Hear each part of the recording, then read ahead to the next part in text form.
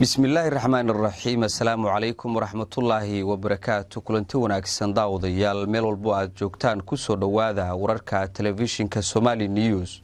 waxa uu warku idinka imaanaya istuudiyaha aynu ku leenahay magaalada Garowe, waxaana idinla socodsiin doonaa anigoo Maxamuud Cabdinaasir. qodobada aad ku daawan doontaana waxaa kamid ah madaxweynaha Somaliland ayaa kulan la qaatay gudoomiyaasha baarlamaanka iyo axsaabta siyaasadda ee Somaliland. madaxweynaha maamulka Galmudug ayaa guddi u saaray dhamaystirka heshiiska Galmudug iyo Ahlu Sunna. madaxweyne ku-xigeenka Puntland Cabdixakiin Cabdulaahi Xaaji Cumar Camey ayaa maanta ka qayb galay barnaamij lagu soo bandhigayay waxqabadka horumarinta degmooyinka Puntland.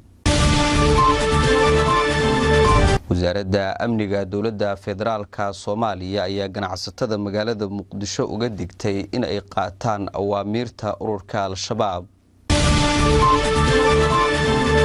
golaha wakiilada Somaliland ayaa waxa ay go'aan ka soo saareen sharcigii baarlamaanka dowladda Soomaaliya ay ku mamnuuceen shirkadda DP World oo heshiis kula jirta Somaliland.